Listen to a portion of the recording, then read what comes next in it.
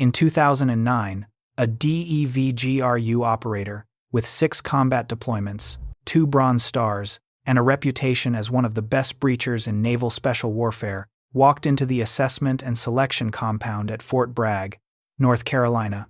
He lasted 4 days. The man who replaced him in the selection class, an infantry sergeant from the 82nd Airborne with 0 special operations experience, made it to day 19. If you think being one of the most elite SEALs in the world prepares you for Delta Force selection, you have it completely backwards. There are 3 specific events in the Delta selection process that eliminate DEVGRU operators faster than any other candidate demographic, and SEAL training is the reason they fail. To understand why former DEVGRU operators wash out of Delta selection at a rate above 99%, you first need to understand that these 2 units were designed to solve different problems. Delta Force was created in 1977 by Colonel Charles Beckwith, after he spent a year embedded with the British Special Air Service in the early 1960s.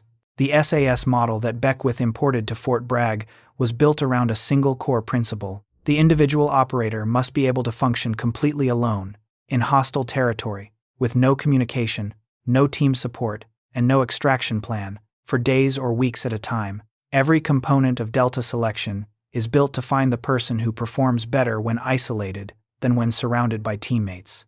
DEVGRU, which evolved from SEAL Team 6 under Richard Marcinko in 1980, was built on the opposite foundation.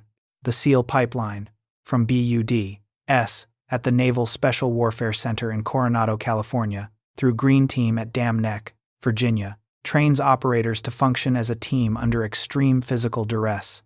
The water, the cold, the surf torture, the log PT. Every element of SEAL training is designed to identify the individual who will not quit on his teammates. The entire culture revolves around the man to your left and the man to your right. You do not leave your swim buddy. You do not abandon your boat crew. Your identity is collective before it is individual. Both cultures produce world-class operators, but they produce fundamentally different types of decision-makers. And Delta's selection process is specifically calibrated to find only one type. The first event that eliminates DEVGRU operators is solo long-distance land navigation with a heavy rucksack. This takes place between days 3 and 5 of selection, depending on the class cycle. Candidates receive a set of grid coordinates, a map, a compass, and a time hack. No GPS, no partner, no trail. The terrain around Fort Bragg and the Uwharrie National Forest in North Carolina is dense, hilly, and disorienting. The forest floor is covered in deadfall and loose rock. Trails that look passable from a map contour disappear into ravines and creek beds that add hours to a planned route. Distances range from 18 to 40 miles per movement, carrying a rucksack weighing between 50 and 70 pounds. The time windows are deliberately set so that a candidate moving at a steady 4-mile-per-hour pace will barely make the cutoff. Now here is where the DEVGRU background becomes a liability. SEALs are water operators. Their navigation training is maritime. They learn coastal piloting, underwater compass bearings, and small boat handling along shorelines and river systems at training facilities in Coronado and Virginia Beach. Land navigation in SEAL training is a checkbox event, not a mastery requirement. When a DEVGRU operator lands in the forests of North Carolina with a 150,000 topographic map and a lensatic compass, he is working with tools he has used in training but has never been forced to rely on for survival over consecutive days of movement. An Army Ranger or Special Forces Sergeant, by contrast, has spent years navigating by terrain association across thousands of miles of American wilderness, from the swamps of Camp Rudder in Florida to the mountains of Dahlonega, Georgia. The skill gap is not theoretical. It shows up on day 3.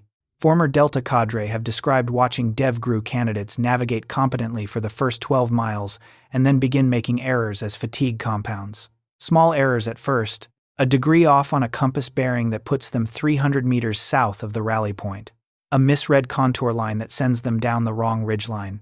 These are errors that an experienced Army land navigator corrects instinctively because he has made them 1,000 times before on exercises from Fort Benning to the Pisgah National Forest. The DEVGRU candidate, operating on unfamiliar ground, does not recognize the mistake until he has lost 45 minutes and burned energy he cannot replace. The deeper problem is that SEAL training builds explosive physical performance over short, intense durations. A BUD-S graduate can swim 2 miles in the Pacific Ocean in freezing water, then run 4 miles on soft sand, then perform log PT for an hour.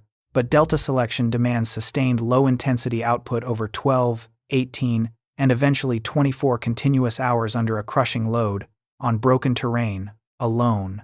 The cardiovascular conditioning is different. The muscular endurance is different. And the psychological tolerance for solitary suffering is completely different. There is no one next to you grinding through the same pain. There is no instructor screaming at the group. There is just you, the rucksack, the trees, and a clock that does not stop. An infantry soldier from the 10th Mountain Division, or the 75th Ranger Regiment, has spent years rucking. He has carried heavy loads across the mountains of Afghanistan and the hills of Georgia. His feet are conditioned. His pace is calibrated. His ability to maintain a 3.5 mile per hour rate under load for 20 straight hours is trained into his body at a cellular level. The DEVGRU operator, no matter how physically gifted, is competing in a discipline he has not specifically trained for. And selection does not care about your reputation. It only cares about your grid coordinate and the time on the clock when you arrive. The second event that eliminates DEVGRU candidates is the stress phase, which runs roughly from day 8 through day 12. This is where Delta selection becomes a psychological laboratory.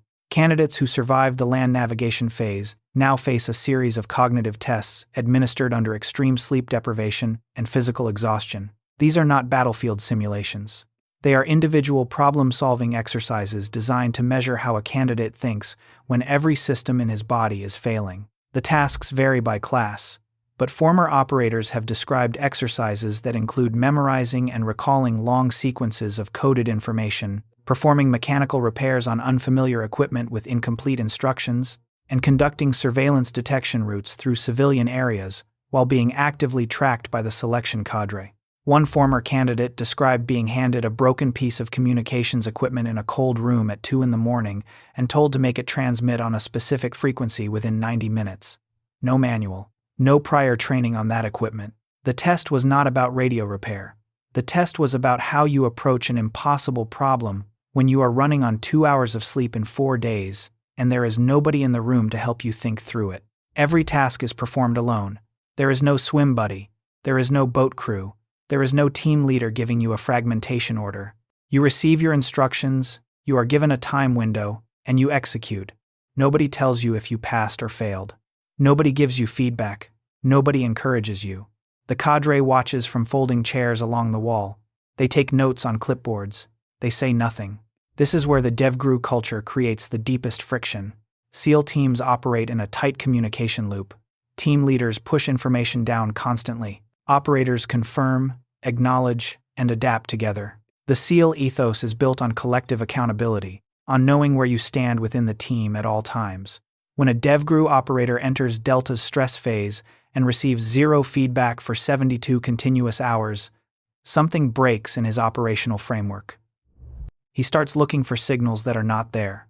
He starts trying to read the cadre for approval cues, scanning their faces for any indication of whether he is performing well or about to be cut.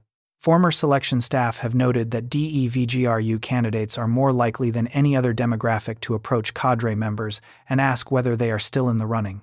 And that question, or any version of it, is grounds for immediate removal from the selection course. Think about what that means for a man who has spent his entire career inside a unit where after-action reviews happen within hours of every operation, where your team leader tells you exactly what you did right and what you did wrong, where your performance is constantly measured, discussed, and ranked against your peers. That entire feedback architecture disappears the moment you step into Delta selection. And the candidates who struggle the most with that disappearance are not the ones from conventional units. They are the ones from DEVGRU, because DEVGRU gives more performance feedback than almost any other unit in special operations. Delta's philosophy on this point is binary. Either you can tolerate operating in a complete information vacuum, or you cannot. The unit's real-world mission profile demands operators who can function in denied environments for extended periods with no communication from higher command and no assurance that extraction is coming. A Delta operator in a foreign city conducting a unilateral surveillance operation might go 72 hours without hearing a single word from his chain of command at Fort Bragg. If the stress of that silence is going to crack you, the cadre would rather find out during selection than during a mission in Tehran or Pyongyang. If you have been watching War Code for a while, You already know that Delta's selection philosophy is unlike anything else in the American military. We broke down how that philosophy drives their overall attrition rate and why Delta Force selection has a 99% failure rate. If you have not seen that one yet, it pairs directly with what we are covering here. Link is in the description. The third and final event that eliminates DEVGRU operators is the Commander's Board and Psychological Evaluation. This takes place after the physical and cognitive phases are complete. Candidates who have survived everything up to this point sit down in front of a panel that includes Delta Squadron commanders, senior NCOs, a psychologist, and sometimes the unit commander himself. The board convenes in a small room at the selection compound. The candidate sits in a single chair facing the panel. The board is not a job interview. It is a diagnostic designed to reveal the one trait that separates Delta operators from every other Tier 1 unit in the world. The panel asks open-ended questions designed to expose how a candidate sees himself in relation to authority, teams, and individual judgment. Former candidates have described questions like, what would you do if your team leader gave you an order you believed was wrong during a live operation in a hostile city? Or, describe a situation where you chose to act alone instead of waiting for guidance from your chain of command. The answers themselves matter less than the reasoning behind them. The board is looking for independent moral agency. They want a man who will disobey a bad order not because he is rebellious, but because he has internalized the mission deeply enough to know when the order contradicts the objective. DEVGRU operators walk into this board carrying 15 to 20 years of naval special warfare culture. They carry the trident on their chest. They carry the team ethos in their blood. They carry a deep, trained reverence for the chain of command and for the brotherhood that has kept them alive on dozens of combat operations from the mountains of the Hindu Kush to the coast of Somalia. When the board asks them to describe a moment of independent disobedience, many of them struggle, not because they are incapable of independent thought, but because their training has systematically rewarded collective compliance over individual initiative. The SEAL who challenges his platoon chief publicly does not last long in the teams. The SEAL who deviates from the assault plan during a direct action hit does not get invited back for the next deployment cycle. DEVGRU culture selects for the man who executes the plan flawlessly, not the man who redesigns it on the fly. Delta's board is looking for the opposite. They want the operator who will throw away the plan if the plan is wrong. They want the man who carries enough internal conviction to overrule his own chain of command when the situation demands it. And they want to see that trait without any trace of ego or defiance. The Delta ideal is quiet, absolute self-trust, not arrogance, not insubordination. A calm certainty that you know what needs to happen and you will do it regardless of whether anyone tells you to. The psychologist on the panel is specifically trained to distinguish between confidence and ego, between genuine independence and performative defiance. A candidate who describes overruling a team leader with pride in his voice will fail the board. A candidate who describes the same action with reluctance and moral weight will pass. If you want to understand why this distinction matters in the context of real operations, consider the missions Delta has run in denied areas across the Middle East, Central Asia, and Africa over the last 2 decades. Operations where a 2-man element is inserted into a hostile city with a target package, a cover identity, and no backup within 100 miles. The operator who needs team validation to function is a liability in that environment. The operator who can sit in a foreign hotel room for 6 days, watching a target building through a window, making judgment calls about timing and approach, and never once needing to hear a reassuring voice on the radio, that is the operator Delta wants. That is the operator this entire selection process is designed to find. Now here is where this gets genuinely controversial. Some former DEVGRU operators and retired SEAL commanders have argued that Delta's selection process is not objectively harder than DEVGRU's Green Team. They argue that Delta's process is simply biased toward Army infantry culture, and that the rejection of DEVGRU candidates reflects institutional prejudice rather than genuine capability gaps. There is some evidence for this position. The land navigation phase uses terrain and techniques that Army soldiers train on from their first day at Fort Benning. The stress phase mirrors the Army Special Forces assessment model run out of Camp Mackle, North Carolina. The board evaluation rewards cultural norms that are specific to the Fort Bragg Special Operations community, not universal to Tier 1 units across the Department of Defense. On the other side, former Delta operators point out that the unit has accepted candidates from the Marine Corps, the Air Force, and even the Coast Guard over the years. If the process were simply an Army cultural filter, those candidates would fail at even higher rates than SEALs. But they do not. In some selection classes, Marine Recon candidates from Camp Pendleton have performed better than DEVGRU candidates with 3 times their operational experience. That data, limited as it is, suggests that the issue is not service branch. The issue is training philosophy. The Marine Corps, like the Army, builds individual land warfare skills from day one of recruit training. That foundation translates to Delta's selection environment in ways that maritime training simply does not.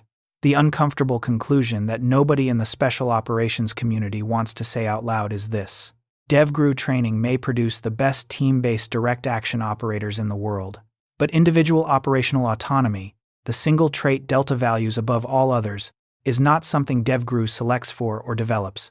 That does not make DEVGRU inferior. It makes the 2 units fundamentally different in what they build. And when you take a product of one system and run it through the filter of the other, the rejection rate is going to be catastrophic. The same would likely be true in reverse if Delta operators attempted Green Team at Dam Neck, which tests an entirely different set of traits built around maritime operations, team cohesion underwater, and explosive assault synchronization.